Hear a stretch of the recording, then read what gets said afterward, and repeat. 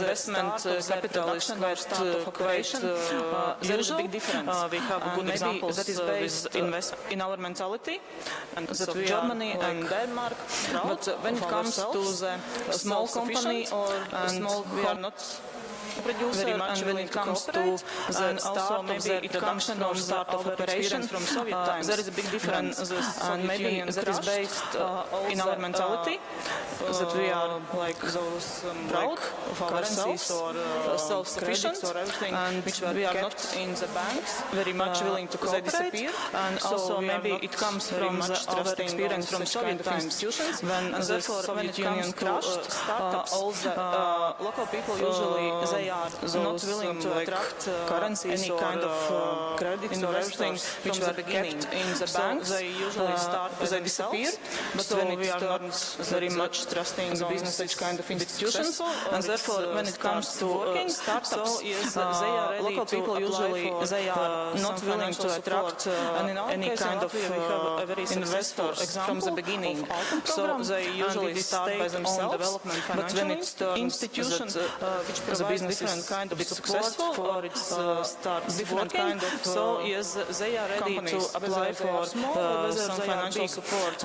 And in our case in Latvia we have a very successful example of purchase of equipment, and it is state-owned development financial institution which provides different kind of support for so we can say that different kind of intermediate companies between small or whether they are big and they provide startup grants, also investments for purchase of equipment with a very small interest rate, and also like they provide guarantees for credits. So we can say that it works like intermediator between this entrepreneur and the state, and also banks. So that's, I would say that's the main typical instrument our entrepreneurs use to develop. An experience or a practice of thank you very much. So we have seen in both Petrinja and Jelgava it's mostly public investment, which I think it's not surprising also because the private funding market is still less developed.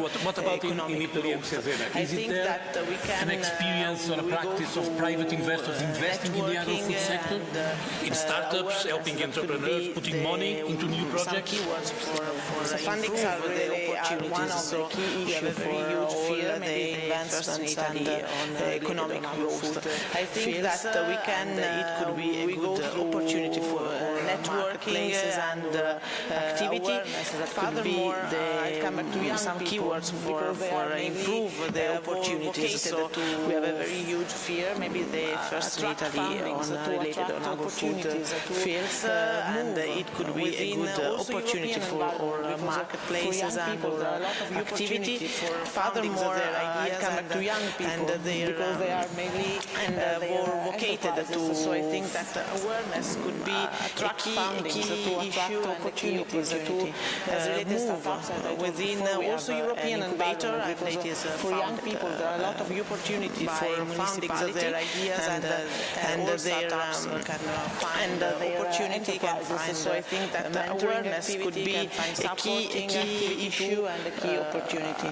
As related startups, as I told before, we have an incubator, and it is funded but also by municipality, and all startups can find opportunity, can find mentoring activity, can find supporting activity. In my opinion, is to make your city improve.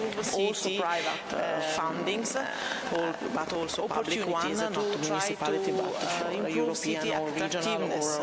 So make your city a key another activity that it is important, in my opinion, is to make your city improve the city. In Cesena, we are working on the opportunities to try to improve city attractiveness. So make your city a key point, a key issue for also related to all cultural activity and funding opportunities. So in Cesena, we are working on the realization of a urban lab, and we are working on that. It is not only related to agro-food topics, but it is also related to all cultural activity and Cesena vocation. So agro-food is one of that topic, and I think that tell us about? all that action could make Cesena more attractive and more effective also to private one thing is that in Catalonia, so in the region where Moyato Valles is located, to finish, any specific measures to attract revenue from organic producers has increased since 2015 and 2016 by a significant percentage, over 35%. Looking at funding overall for this sector, one of the funding approaches is to really play to our strengths. And one thing is that in Catalonia, so in the region where Moyato Valles is located, the organic revenue from organic producers has increased since 2015 and 2016 by a significant percentage, over 35%. And so you're trying to attract good funding for us, I think, that we can use to profile it as a growing sector that is gaining momentum is one key strategy. And also building on what Francesca said, I think this component of visibility is important in the sense that, as you mentioned before, our proximity to Barcelona is a good platform for us, I think, that we can use to our advantage to draw attention to what's happening in our nearby city. Thank you very much. I think you touched an important point. Organic food can be a good investment. Maybe there is not sufficient awareness about it. Professor Mark, do you want to comment on this topic? Well, my comment is that we really need to do an effort to find these ways to attract private investment. I think one of the issues is that our sector, crowdfunding, I think is an opportunity because it's very small size. We do not have critical mass, the necessary critical mass to attract bigger investors. So in a way, it's not so attractive. But I think you mentioned about crowdfunding. I think it is an opportunity because people is becoming linked to these sectors. Food, what do they eat, how do they care about our environment and natural resources, about our quality of life, our air quality, and so on. I would say so that's an opportunity. Definitely, we have great opportunities in a link to this sector. But I think we need to do an effort to increase that could be interesting to attract to private investment. I wouldn't say bigger companies or bigger enterprise. I would say linking or gathering different companies in a common structure. I really like your idea of food hub. That could be interesting to attract private investment because it's a new idea. It's something that can derive job and income opportunities. So I think we have a big opportunity, attracting investment by increasing the size of the initiatives, of the strategies we organize. The reality. But thank you very much. I think that's really an important factor. Investors want to see size and they want to see growth. I think the sector, some of these sectors are really growing very fast. We are seeing some niches like we were discussing it yesterday. It's related to agro-food, artisanal beer, for instance. Thank you very much. I think that's really an important factor. Investors want to see size and they want to see growth. People investing and being supported by investors. Some of these sectors are really growing very fast. We are seeing some niches like we were discussing it yesterday. It's related to agro-food, artisanal beer, for instance, which is now growing all over Europe, and we've seen some of these companies with very qualified young people investing and being supported by investors. Maybe needs to be there's also a cultural issue, as I think you mentioned. Some, the sector is traditionally a more conservative sector, less open to external investments. If you want investments, you have to open the doors of your business, you have to do business plans, and it involves a different mentality that maybe needs to be also addressed at local level in order to bring more investments, more funding to this sector. Any experience from the audience that you like to share on this area of bringing investments, in particular private investments, to the private sector? Some experience you'd like to share with us? How is it in Sweden? Södertälje, because it's one of the countries where the financial market is more mature, known by very successful private investments already, some well-known venture capitalists. Can I ask you to one of the representatives from Södertälje, are there any success stories which come to the top of your mind of private investments in the agro-food sector?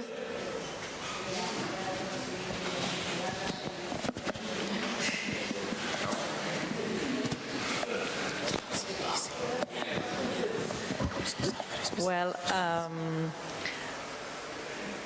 I think we have a quite traditional structure of the agriculture sector in Sweden. So we have a lot of family farms where the family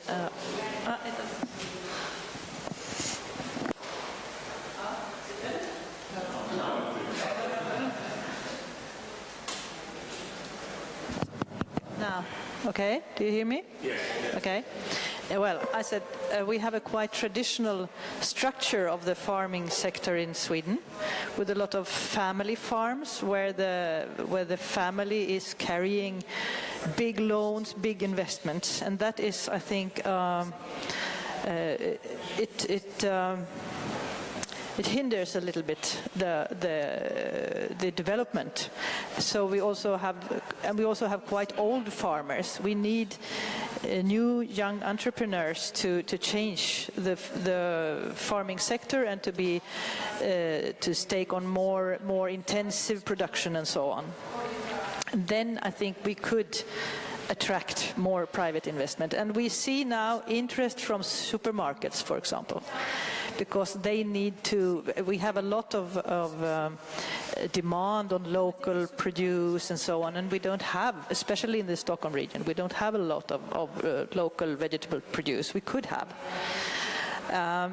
So I think we are just in the beginning where things are opening up. We'll see if we will succeed. And I think the supermarkets are important, or the food chains are important. Very important. Thank you very much. I think it was a relevant point.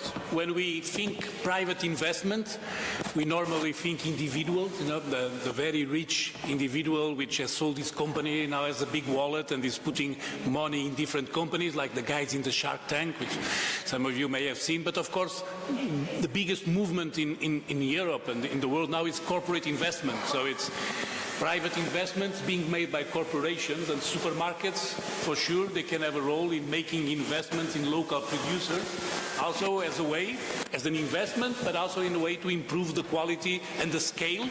And if they improve the scale, they normally increase the margin. So they win on both sides. So it's for sure there is room for corporate investment, and supermarkets can really play a role there. So it's something I think for the cities to bear in mind when they are thinking food hubs. I think supermarkets as partners developing, and there are different ways of funding. Can be putting money in the companies, but can be through public procurement, making clubs of suppliers, so there are different ways. So I think it was a very relevant point. Any other comment that any other member of the panel would like to do? Can I add one thing? Please, you still have the microphone. I want to add one thing. I think we have the other way of community-supported agriculture, crowdfunding, and the consumers investing in some way in farming and gardening. I think that's sort of the other pole that is growing and coming, and it will also be very important. Yes, that's something that we mentioned in here, crowdfunding as well, maybe not sufficiently explored, because people get tied to the products that they like, and so they will be willing to put some investment, and crowdfunding is a platform exactly for that.